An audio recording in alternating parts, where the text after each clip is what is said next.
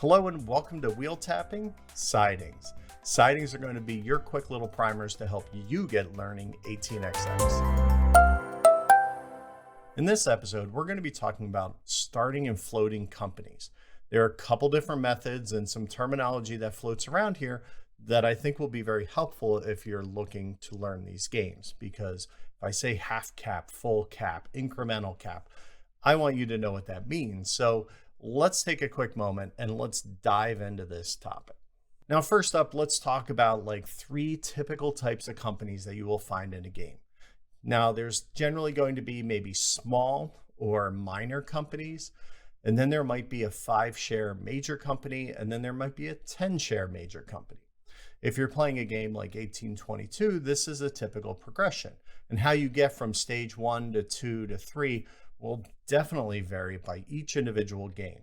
So let's just talk about some generalities. Now, normally a minor is just going to be a company that essentially has 2 shares of stock, one for the president and then one for the company. So these pay out at 50-50. Usually half goes in and half comes to the player. That's simple.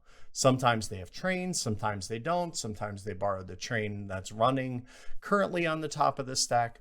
It all depends, but typically that's how these small companies are going to operate. Now, a 5-share company means just that each share that you buy is worth 20% of the company. Henceforth, the president's share, which is 2 shares, will be worth 40%. 10-share companies have 10 shares per company, so each share is worth 10%. A presidential share will be worth 20%. Now, why do these numbers matter if they're just kind of a piece of paper?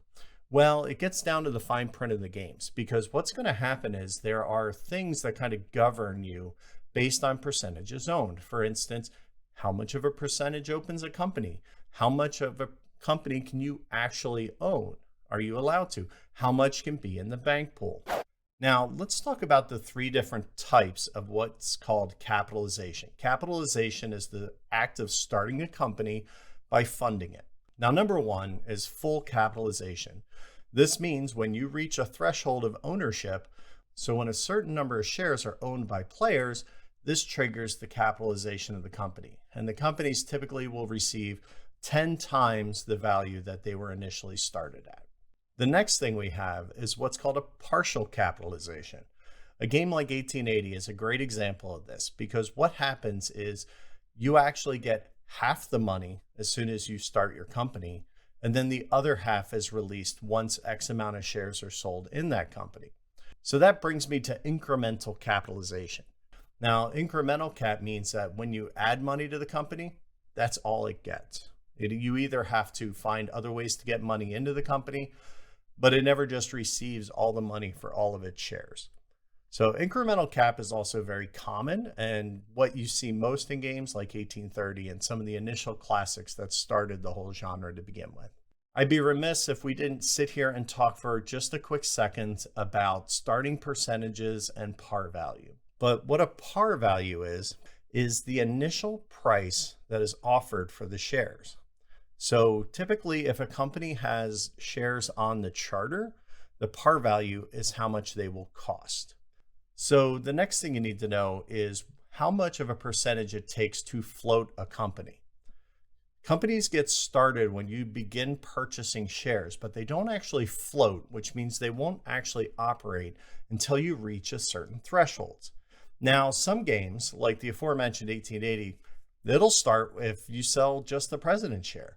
But then other games will require you to have a full 60% ownership in a company before it receives funding or is actually given permission to operate. So floating a company is a little different than kind of opening it.